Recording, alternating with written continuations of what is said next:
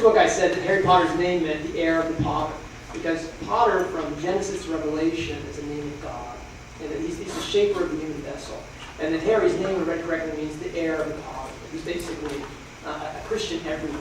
He's a human person that is going to be this incarnation of God. It's going to have some divine aspect to him, which we're going to see realized in the story.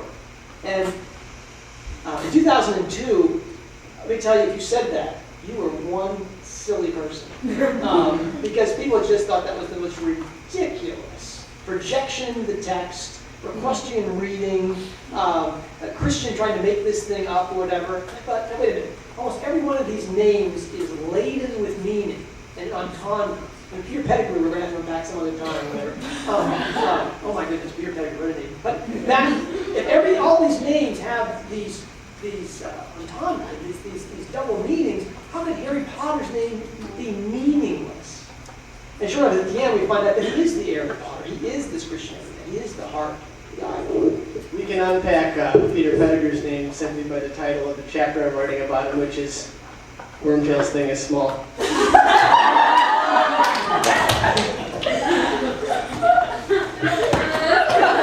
Next question, please. If you talk about that on the show, you should get Sean Noe on that segment. Okay. Please. Excellent. He likes to talk about that stuff. No, I'm not implying anything bad about Sean Noe. I'm just saying. Okay, that sounds good. There was a raised hand. Megan. I just wanted to step back to the literature aspect of it because I was really, I'm sorry. But just for for the idea of that this is going to go on for generations and generations, to come step back from the different types of people that pick up the book, from kids to adults. What about the individuals, perhaps like my personal, I never read a chapter book before. Harry Potter was my first chapter book. And I know that there was this big contest, like, what did Harry Potter do for you? And I didn't win, I was bitter. But what do you think about those people, those children, and these books set up like a storyline or like an idea. You don't have to know how to say that word. You know, you step into a classroom and you pronounce something wrong and kids are like, don't know how to read. And, you know, I remember after the 6th book, they were like, how do you pronounce this word? And it was a poem, like Horrocrux, you know, it's like, ooh, what do you think? So what do you think it brings to those readers, those people that perhaps that fandom, that the adult that picks up the book and that maybe they don't pass the story and say, wow, I can be a part of this, I can learn. So how do you think that's going to bring for the couple of generations? Those readers come to Harry like Harry came to magic. I mean, because Harry came with the same fears. I've never done a spell before. And then Ron's telling him, yeah, the sorting is where you have to pass a test and cast a spell, and we're all getting scared. And when Harry gets on his broomstick and takes to the air and says, this is something that I can do. This is the first time he really felt like he was a part of the magical world. But that's the same moment for a kid who never read before and now says, this is something I can do. I can read a book and enjoy it and love it, and that's going to create a love for reading, I would hope. And then teach somebody who otherwise would not have had one pass that love for reading on. So it's going to do the same thing on steroids or on broomsticks or on Felix Felicis or whatever.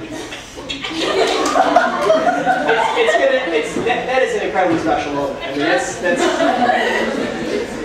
well, this is a special moment too. That's an incredibly special moment for somebody like you or anybody who's read. That's the first stuff they read. You know, I think that's the kind of story that, you know, I don't want to presume, but if J.K. Rowling were sitting here, she'd tears, you know, I mean, so that's good stuff. And when you guys first read, you call her Hermione. Your children already know it's Hermione, and that's fine too. If you listen to Stephen Fry versus Jim Dale, they don't even agree and get her pronunciation. Scholastic's the page for it. Well, it's all Jim Dale's readings, of course, because I'm going to tell you this. My wife grew up in Europe, and so I read the first book aloud to my children, and I get to Hermione's name, and I say, it's Hermione, right? And my wife says, yes. And so the three books were out when I started reading these things. So I read the first 3 books, it's Hermione Granger or whatever, and we get to the scene in Goblet where she's talking to and she's basically spelling out, no, I'm doing the Victor Crumb. Victor Crumb, he's calling her Hermione. And I'm doing the, oh no. And here I'm reading this aloud to my children, and they're like, Dad, it's Hermione. Oh my. Anyway, to them, my children grew up hearing Harry Potter. That was the first really family experience. I'd read aloud to them. I read all the Red Wall stories, I read Narnia, this and that. But Harry Potter was one of the books were coming out. And they were engaged in a larger world. It was like a Dickensian moment. They were waiting for those 3-chapter installments coming out. I mean, this magnificent, this stream of things. And they had all the excitement. Not so much about the movies, but the books really drove them. So much so that I have 4 copies of Harry Potter with Deathly Hallows in my house. Because by the time the last book came out, I had that many readers in the house. I had a daughter who was at a military academy going through Hell Week when Harry Potter and Deathly Hallows comes out. I said, do you want me to send you a copy? She said, I'll get one. And she got one. I still don't know how she did it. It's at VMI, and now she crawled through a window and stole it from the local bookstore. I don't know what she did, but she got a copy of Deathly Hallows to read during Hell Week. Because she was 11 when she first read Harry Potter and the Sorcerer's Stone. Was she going to miss that? And I'll tell you this, I was going to the big fan conference in England. I was going to go by myself. They were just flying me over to the Hotel Savoy. I was in a big Harry Potter pundit celebrity, whatever.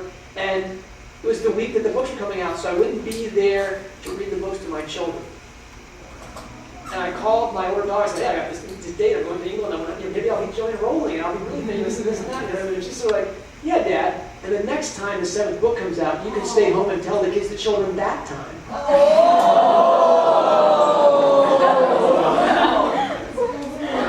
Excuse me, I pulled a spear. Oh, okay, So I canceled the gig and I stayed home.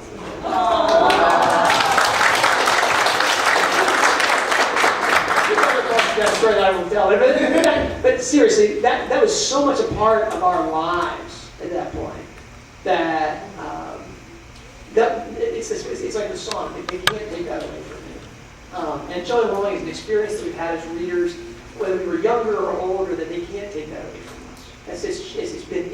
We've entered into it, and it's changed us, and it's part of us forever, or always.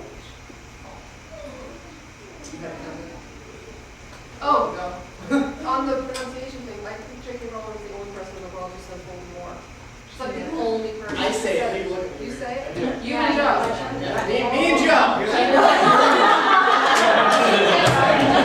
didn't even know that until You did, right. That's right. Jim Dale started saying it right away, and they switched it. And they switched it. Like the interview in 2005, Emerson, we heard her say Voldemort, and both went, damn. Maybe one or two more, and then I think we'll wrap it. Here's 1 or 2 more. Yeah, 1 or 2 more. See these 2, and then we're going to try to sell you our book. Well, I mean, we talked about you discussed the fact that about how you define classic and what makes a lasting impression. I mean, what would you define as a classic, and how do you think Harry Potter has changed that? Because I've discussed this with my sister a lot, and we've talked about the idea of now there's the idea of like a midnight showing and midnight releases, and I mean things like that weren't really around before Harry Potter. So I mean, how do you think that the definition of a classic has been altered through this release of this very new book? Well, I'd like to think and hope that it introduces the distinct possibility that there can be such a thing as an instant classic. As I said earlier, if although it had been finished on a Tuesday, I'd be willing to affirm by the Thursday following that it'll be read for centuries. It's a beautiful play. These are beautiful books. I think the other Deathly Hallows that I mentioned earlier sort of addressed that too. It's intrinsically there will be reasons, and we'll have feelings about the book per se. But I think the whole idea that again it has to have been written 50 years ago. It has to be a chore as a classroom experience, has to be this or that to qualify. I hope that those stereotypes will be gone forever. And specifically, the prejudice in literary academia is that good books have to be hard.